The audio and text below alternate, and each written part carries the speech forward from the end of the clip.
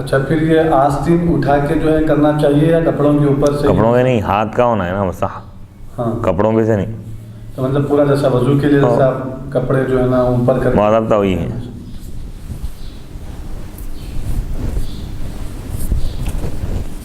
باب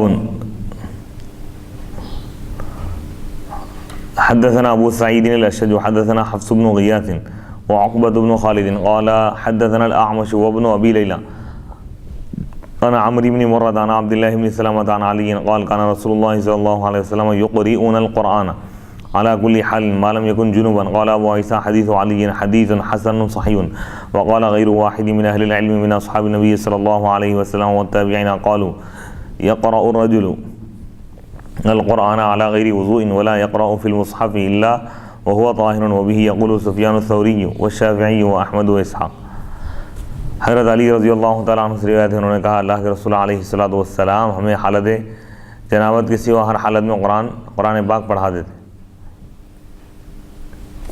ابو عیسیٰ امام ترمذی رحمۃ اللہ علیہ فرماتے ہیں کہ حضرت علی کی حدیث حسن صحیح حدیث، اور بہت سارے اہل علم نے کہا نبی اکرم علیہ الصلوۃ والسلام کے صحابہ اور تابعین میں سے، انہوں نے کہا کہ آدمی قرآن پڑھے گا علی غیر وضوء، بغیر وضو کے پڑھ سکتا ہے، اور وہ نہیں پڑھے گا مصحف میں مگر یہ کہ وہ پاک ہو.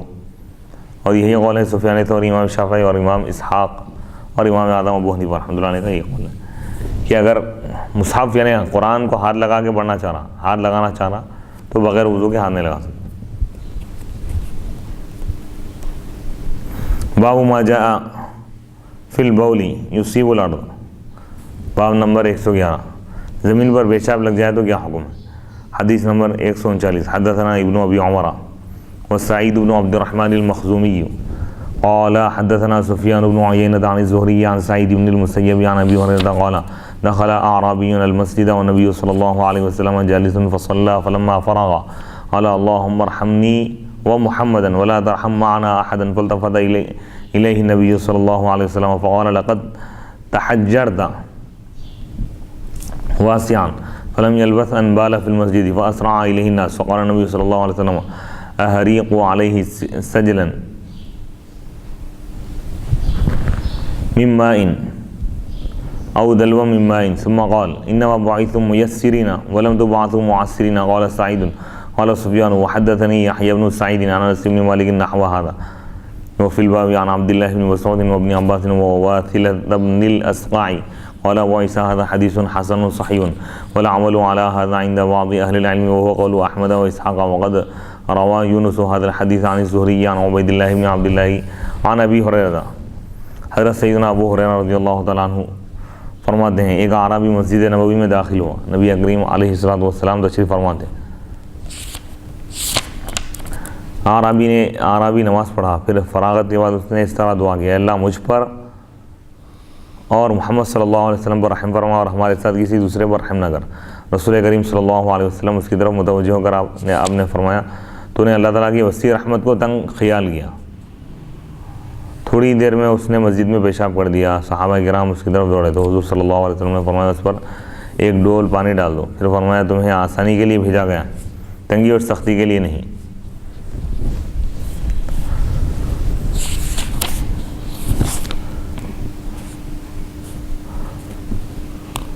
قال سعید، حضرت سعید بن عبد الرحمن فرماتے ہیں سفیان نے بواسطہ یحییٰ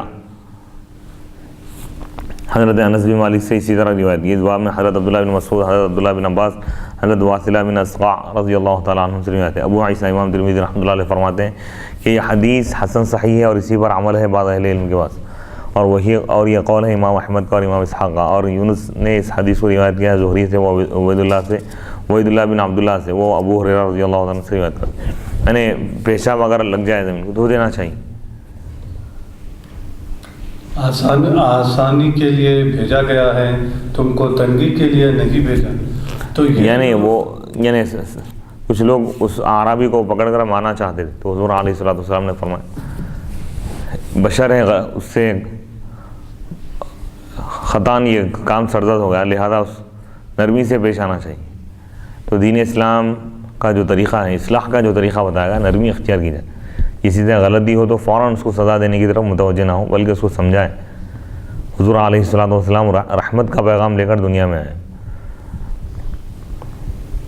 ایک روایت میں کہ آپ خود وہ پانی بہا کے اس جگہ کو صاف کیے.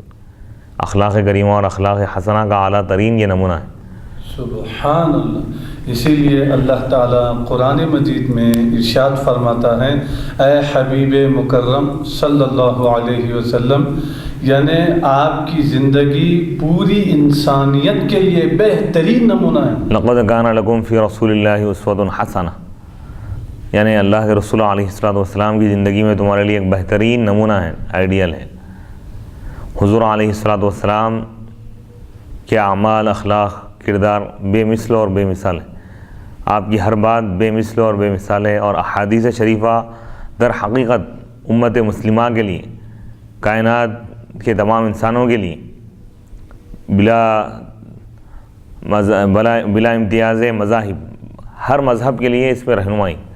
حضور علیہ السلام صرف مسلمانوں کے لیے رحمت نہیں ہے، کائنات کے ہر ذرے کے لیے رحمت ہے. آپ کی تعلیمات میں امن ہے، محبت کی تعلیم ہے. آپ کی تعلیمات میں نرمی کی تعلیم ہے. آپ کی تعلیمات میں تشدد یا سختی یا سخت مزاجی نہیں ہے. آپ علیہ السلام نے اصلاح کا جو طریقہ امت کو آپ نے عطا فرمایا ہے وہ یہ ہے کہ تم حکمت کے ذریعے، نرمی سے، اپنے اخلاق سے، اچھے اخلاق سے لوگوں کو دین کی طرف بلاؤ اور ان کی برائیوں سے ان کو روکو اور اچھے کام کا ان کو حکم دو. اگر سختی کا راستہ اختیار کیا جائے گا تو لوگ دور ہو جائیں گے.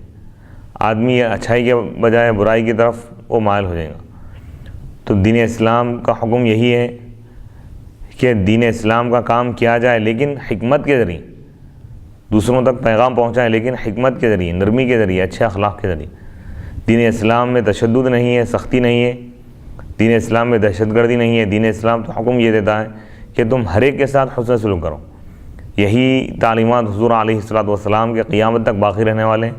اور جو لوگ اسلام یا مسلمانوں کے خلاف جو ذہن بنائے ہوئے ہیں کہ اسلام میں سختی ہے یا مسلمانوں میں تشدد ہے، یہ غلط ہے. اسلام سلامتی سے یعنی سلمن کے معنی صلح کے آتے، سلامتی کے آتے. اور ایمان امن سے، ایمان اگر لائیں گے تو امن ملے گا. اور حضور خود تعریف کرتے ہوئے فرمائیں کہ مسلمان وہ ہے جس کی زبان اور اس کے ہاتھ سے محفوظ رہے. اور مومن وہ ہے جس کے بارے میں لوگ بے خوف ہو جائیں، اپنے جانوں کے بارے میں اور اپنے مال کے بارے میں، جس سے کوئی خطرہ محسوس نہ کرے. تو یعنی حضور نے مومن کی پہچان بتا دی کہ مومن کسی کو تکلیف نہیں پہنچاتا. لوگ اس سے بے خوف ہو جاتے ہیں. لوگوں کو کوئی خوف محسوس نہیں ہوتا کہ یہ ہم کو نقصان پہنچائے گا، ہم کو قتل کرے گا، یا ہمارا نقصان کر دے گا، یا ہمارا مال ہڑپ لے گا.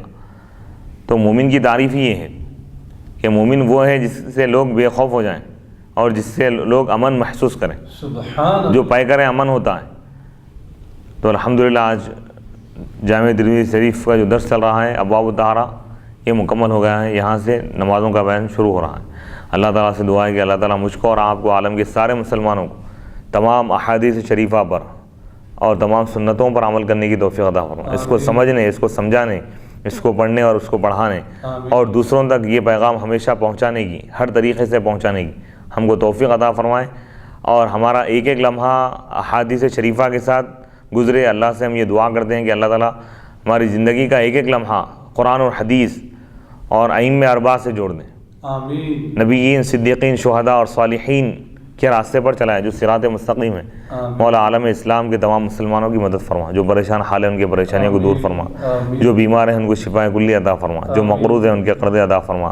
عالم اسلام کے تمام مسلمانوں کے ایمان کی، جان و مال کی، عزت اور آبرو کی حفاظت فرما. اشرار کے شر سے بچا، حاسدین کے شر سے بچا. مولا مسلمان اور اسلام کو غلبہ عطا فرما اور غیر مسلموں کو نیک توفیق عطا فرما. ان کو ہدایت کی توفیق عطا فرما. مولا ان کو بھی دین سمجھنے کی توفیق عطا فرما.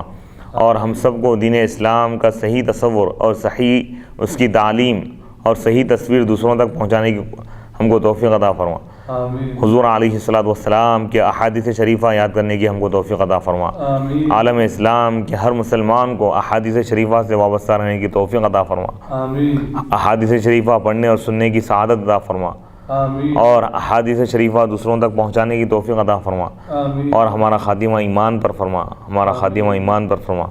حضور علیہ السلام کی احادیث شریفہ کی برکت سے مولا ہمارے تمام گناہ صغیرہ اور کبیرہ معاف فرما. ہماری اس محفل کو قبول فرما.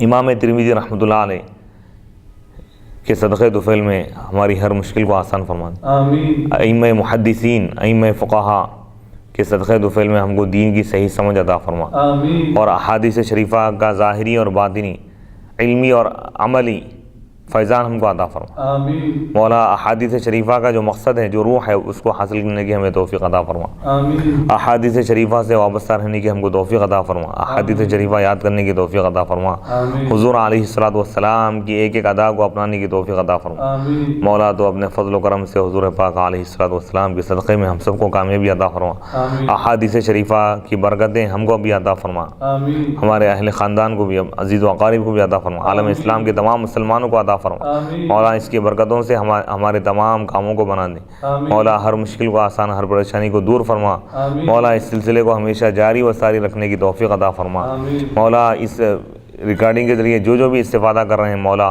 ان کو جزائے خیر عطا فرما. آمین. مولا جو اس میں شریک ہے، مولا جو اس میں شامل ہے، مولا چاہے وہ کسی بھی اعتبار سے، مولا ان کو جزائے خیر عطا فرما. آمین. ہمارے پڑھنے پڑھانے کو قبول فرما. آمین. جو اس کا اہتمام کر رہے ہیں مولا ان کو بھی جزائے خیر عطا فرما. آمین. اس سلسلے کو ہمیشہ جاری و ساری رکھنے کی توفیق عطا فرما. آمین. مولا عالم اسلام کے ہر مسلمان تک یہ حدیث شریف کا پیغام پہنچانے کی ہم کو توفیق عطا فرما. ہر کوئی اس سے استفادہ کریں، اور جو گمراہ ہے راہ راست پر آ جائیں، آمین. اور جو راہ راست پر ہے وہ عمل کے راستے پر آ جائیں. آمین. جو عمل کر رہا ہے اس کو استقامت عطا فرما. آمین. مولا حضور علیہ الصلوۃ والسلام کے اخلاق، اعمال، احوال، اطوار، عادتیں، آپ کے شمائل، آپ کی اداؤں کو، آپ کی سنتوں کو، آپ کے اخلاق کو، آپ کے احکام کو اختیار کرنے کی ہم کو توفیق عطا فرما. آمین. آمین. مولا حضور علیہ الصلوۃ والسلام کا ظاہری اور باطنی پورا فیضان ہم کو عطا فرما. آمین. خلفائے راشدین کا، اہل بیت کا، ائمہ اربعہ کا، تابعین کا، کل بزرگان دین، کل اولیاء کا ہم کو فیضان عطا فرما. ان کے طریقے پر چلنے کی توفیق عطا فرما. آمین. مولا امام ترمذی رحمۃ اللہ علیہ کے درجات کو بلند فرما. آمین. امام ترمذی رحمۃ اللہ علیہ نے جس مقصد سے احادیث شریفہ کی یہ کتاب لکھی ہے،